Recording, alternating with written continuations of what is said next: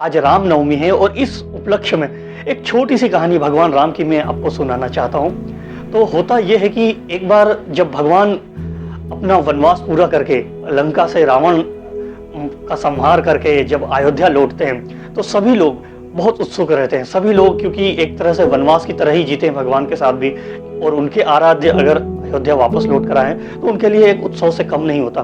तो सभी लोग बहुत लालायित रहते हैं, सारे देवता, सारा ब्रह्मांड, सारी सृष्टि लालायित रहती है कि भगवान राम आ रहे हैं, उनका उत्सव मनाएंगे। वो उत्सव इतना बड़ा होता है और इतने ज्यादा लोग उस रंग में, उस उत्सव में रंगे होते हैं कि उन्हें भी भान नहीं होता कि वो दिन है या रात है। तो इस तरह का जब सारे देवी देवता, सारे भगवान, सारी सृष्टि, सारे अयोध्या के लोग उस उत्सव में रंगे हुए हैं, उस उत्सव को मना रहे हैं, तो फिर सूर्य और चंद्रमा कैसे अछूते रह जाएं। तो सूर्य और चंद्रमा दोनों की इच्छा होती है कि वो भी इस उत्सव में आए, पर काल चक्र के अनुसार, समय चक्र के अनुसार उनका भी कुछ समय है कि दिन में सूर्य देवता आएंगे, रात में चंद्र देवता आएंगे। तो सूर्य देवता दिन में आते हैं उस उत्सव को मनाने के लिए, और उस उत्सव के रंग के कारण, उस उत्सव के आनंद के कारण सूर्य देवता भी ये भूल जाते हैं कि मुझे अस्त होना है, मुझे भी एक दिन समाप्त करके जाना है और फिर अगले दिन वापस आना है।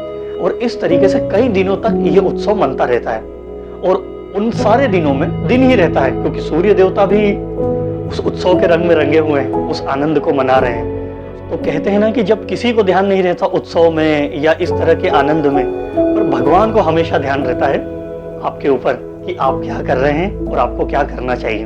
तो भगवान राम इस चीज को भाप जाते हैं, और भगवान राम फिर सूर्य देवता से कहते हैं कि अब आनंद बहुत हुआ और आपको भी कुछ आपकी मर्यादाएं और आपकी जिम्मेदारियां हैं वो निभाना है। अब आप जाइए और अस्त होइए और चंद्रमा को आने दीजिए, और ये उत्सव को भी थोड़ा विराम दिया जाए। तो इस तरह से सूर्य देवता जाते हैं और रात होती है। और इस कहानी में यह होता है कि चंद्र देवता नाराज हो जाते हैं। चंद्र देवता को बड़ा बुरा लगता है।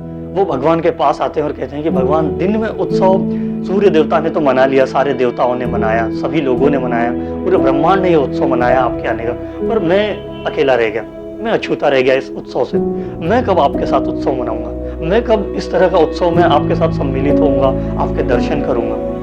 तो फिर वही बात कि भगवान सबका ध्यान रखते हैं। भगवान राम उन्हें आशीर्वाद देते हैं और कहते हैं, ढाढ़स देते हैं कि इस जन्म में तो इस उत्सव में आप शामिल नहीं हो पाए, लेकिन अगले जन्म में जब मैं कृष्ण का अवतार लूंगा तो वहां पर मैं अपनी रास लीला करूंगा गोपियों के साथ, और वो पूर्णिमा के चांद में ही करूंगा, पूर्णिमा की रात में ही करूंगा।